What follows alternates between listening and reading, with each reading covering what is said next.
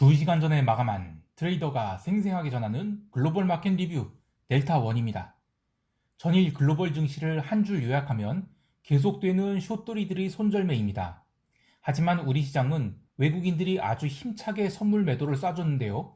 그럼에도 불구하고 지수는 크게 빠지지 않았죠. 그리고 미국 시장은 신고가 갱신을 해서 마감을 했습니다.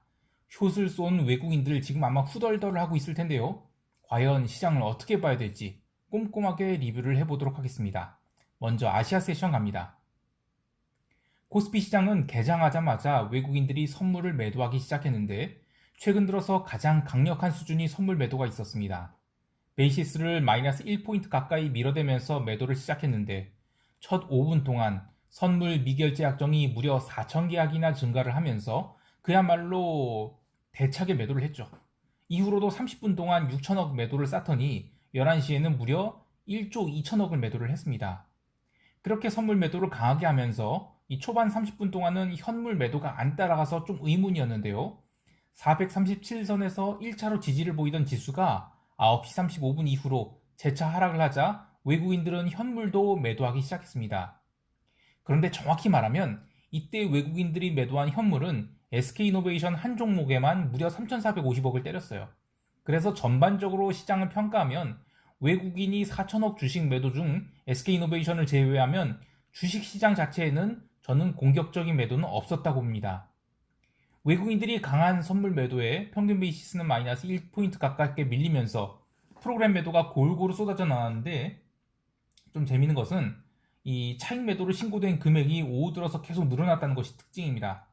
차익, 비차익 골고루 6천억가량 프로그램 매도가 나왔는데 차익이 2천억 넘게 나온 이유는 장중에 선물이 잠깐 들어올려지는 시기가 있었는데 이때 개인들이 선물을 따라 샀죠. 근데 거기서 또 죄다 물리게 됩니다. 그래서 오후장 들어서 선물 매수를 상당량 손절매를 하면서 반등을 막았기 때문에 나타난 현상으로 보고 있습니다. 옵션 시장에서는 개인이 이번 물 들어서 계속 롱베팅을 늘려가고 있는데 오늘도 콜매수 풋매도를 이어간지라 아직은 외곽격들이 의무 있는 상승하지 못했지만 한 번만 더 아래로 밀어버리게 되면 이 외곽격 풋들도 움직일 수가 있는 가격대에 와서 금요일 시장이 좀 민감하게 움직이지 않을까 해요. 그나마 다행이라고 할 수 있는 것은 이 방금 마감한 야간 선물은 약보합 정도로 마감을 했을 거예요. 그래서 이젠 최소한 초반만큼은 풋값이 그렇게 뜨지는 않을 것 같다라는 생각을 합니다. 마지막으로 내재 변동성은 난데없는 하락에도 불구하고 여전히 13포인트대로 전혀 살아날 생각을 못하고 있는데 이렇게 변동성이 낮은 이유는 이제 시장이 다음 주에 옵션 만기를 맞이해서 본격적인 시간가치 감소 구간에 들어가고 있는 데다가 옵션 매수자들이 물타기 매수가 거의 없는 상황에서 외곽의 옵션들도 델타를 그대로 쫓아가고 있거든요. 그래서 옵션이 바로바로 죽기 때문입니다. 문제는 여기서 추가 하락을 하게 되면 일부 외곽역 풋옵션들은 평균 발행 단가를 넘기게 됩니다. 그러면 어쩔 수 없이 롤링다운이 나오게 되고 그럼 그 구간에서는 변동성이 증가하게 될 텐데요. 그래도 그런 변동성 증가는 일시적인 것이기 때문에 반대편이 콜옵션을 매도해서 따라가면 충분히 해지를 할 수 있다고 봐요. 우리 시장이 지수 하락은 외국인이 선물 매도가 주도했지만 현물 매도는 아직은 본격적으로 쏟아져 나오고 있지 않기 때문에 외국인들이 무려 1조 2천억에 가까운 선물 매도를 쐈음에도 불구하고 지수는 마이너스 0.6%밖에 안 밀렸어요. 문제는 이 프로그램 매도로 인해 개별 종목들이 죄다 바스켓으로 두드려 맞았죠. 그래서 투자 심리가 굉장히 나빠져 있습니다. 게다가 삼성전자는 이제 8만원을 깨느니 마느니 하고 있죠. 오늘이 금요일인데다가 다음 주 월요일은 미국이 인디펜던스 데이로 휴장이라서 지금 옵션으로 델타를 어느 쪽으로 쏘기가 참 부담스러운 상황이 됐습니다. 그래서 이제 저는 기본적으로 오늘도 옵션 다이어트는 이어질 것으로 봅니다. 여기까지 하고 유럽 세션 갈게요.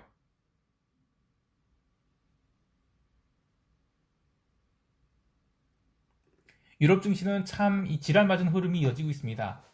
장 시작 후 스트레이트로 플러스 0.9% 상승이 있었다가 딱 1시간 버티고 상승폭을 죄다 반납을 하고 전일 저가 부근까지 밀어내렸습니다. 별거 아닌 것처럼 보일지라도 이 고가에서 저가폭이 1.3%에 가까운 아주 큰 흐름이었고요. 유럽 점심시간 마치는 시점에서 바닥을 치고 또 살살 기어올라서 미국 세션 마감할 때는 도치로 끝났죠. 유럽 증시는 한동안 이 자리에서 계속 움직일 거라 보는데요. 이야기는 많습니다. 델타 변이 바이러스 때문에 그렇다 막 하는데 그보다는 이 적극적인 추세 상승을 이끌어내기 위한 모멘텀이 좀 부족하다고 보고 있어요. 유로존 경제 지표는 뭐 독일 제조업 PMI 잘 나오고 또 유로존 PMI도 잘 나오고 그리고 뭐 실업률마저 7.9%로 내려가는데 이쯤 되면 유로화 강세가 나올 법도 한데 지표 발표 후 일시적으로는 유로화가 올랐어요. 그런데 미국 세션 들어서 또 달러 매수가 들어왔죠. 그래서 비달러 바스켓들이 눌리게 됐고 덩달아 유로화도 저점권까지 밀려버렸습니다. 유럽 세션에서 또 중요한 이벤트가 있었죠. 바로 오펙 플러스 회의입니다. 유럽 세션 시작하자마자 뭐 기름이 달리기 시작을 했는데 어제 원유 재고 발표 후 시장이 도찌로 끝났죠. 폭등하기에 딱 좋은 상황이 만들어졌고 사우디와 러시아의 협의 이야기가 나오면서 기름이 본격적으로 달리기 시작했습니다. 미국 본장 시작할 때까지 기름이 달리면서 무려 3.76%를 스트레이트로 상승을 했는데요. 엄청난 거래량이 터지면서 폭등을 거듭했다가 미국 본장 시작하고 해지 물량이 쏟아지면서 밀리기 시작했습니다. 게다가 이제 오펙 총회가 저녁으로 연기되면서 실망 매물도 쏟아졌는데요.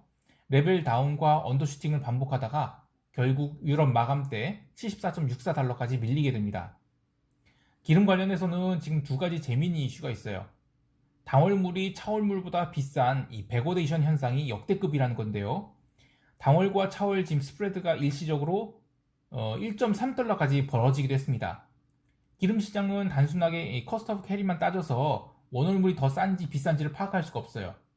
지금 근월물이 비싼 이유는 이번 물에 숏배팅한 미결제들을 죽이기 위함과 함께 오펙 플러스가 잘 끝난다 하더라도 결국 이란 핵 합의는 이루어질 것이고 그러면 세계 기름 시장의 공급량이 증가할 것이라는 기대감이 주된 이유라고 할 수 있겠어요.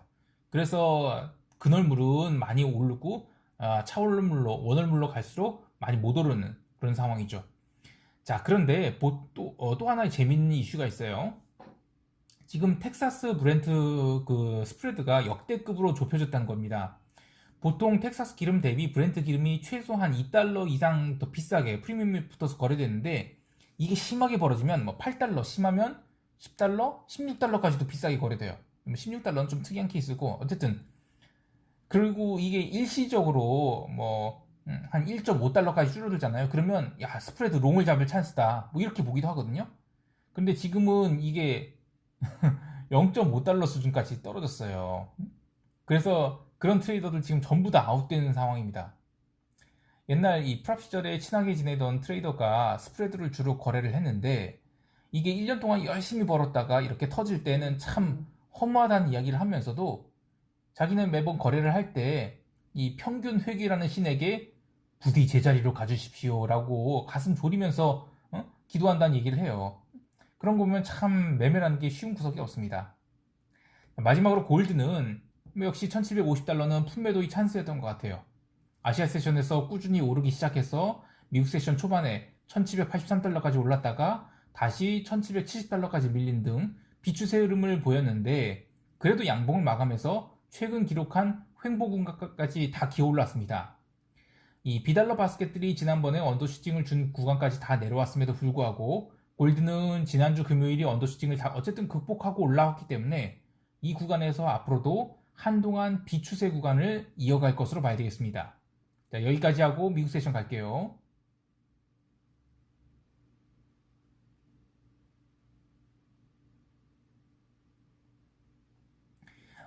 미국 지수 선물은 어제 S&P가 커버링을 주면서 끝났다라고 했는데요. 아시아 세션에서 뭐 계속 기어다니다가 이 유럽 세션 초반에 유럽 지수들 달릴 때 함께 달리면서 4,306까지 올라왔었습니다. 하지만 유럽이 상승폭을 반납하고 마이너스로 처박힐 때 미국 지수 선물도 4,286포인트까지 S&P가 내려가면서 전일 이 커버링을 준 가격을 다 깨고 내려가서 야 이건 뭐야 본격적인 조정 시작인가 라고 고민을 하신 분들도 있을 것 같아요.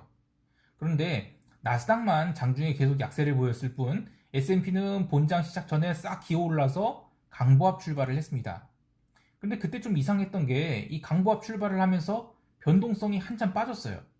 그리고 그 뒤로 시장이 횡보를 했는데 시장이 횡보를 할 때는 또 변동성이 살짝 기어올랐거든요.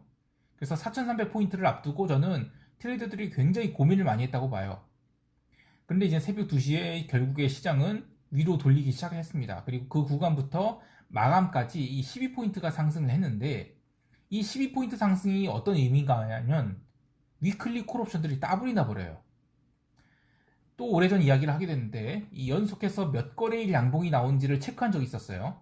장중 조정을 주다로 이 양봉으로 마감을 하면 인정. 그래서 카운트를 했더니 20거래일이 넘는 양봉이 20거래일 넘게 양봉이 나온 적도 있었죠. 그래서 최근에 저는 이제 계속 양봉이 좀 올라오고 있는데, S&P가 최소한 일봉, 음봉이 나오기 전에는 숏을 일단 쉽게 보면 안 됩니다.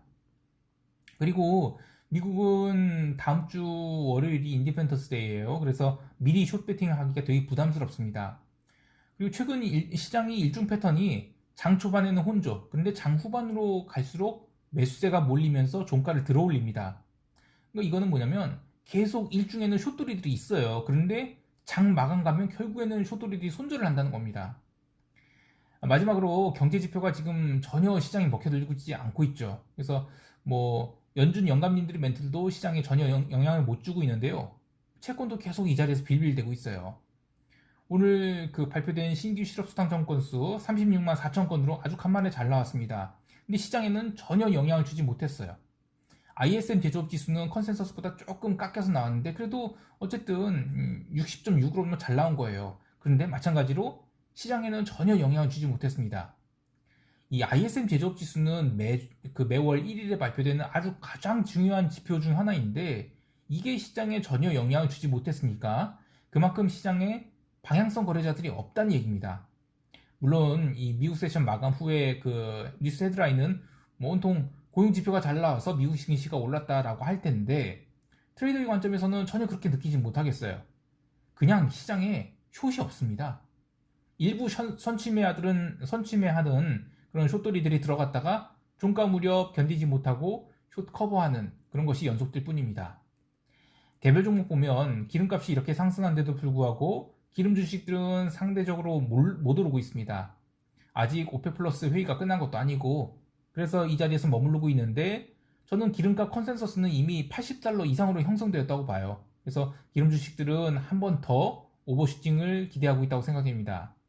그리고 이 나스닥 종목들 혼조세를 보이고 있긴 하지만 주요 종목들은 계속 신고가를 갱신하려는 흐름들이 있어요. 그래서 저는 시장이 이거 쉽게 꺾이지 않을 것 같다라는 생각을 합니다. 자, 여기까지 하고 시장 총평하면서 대응 전략 이야기해 볼게요.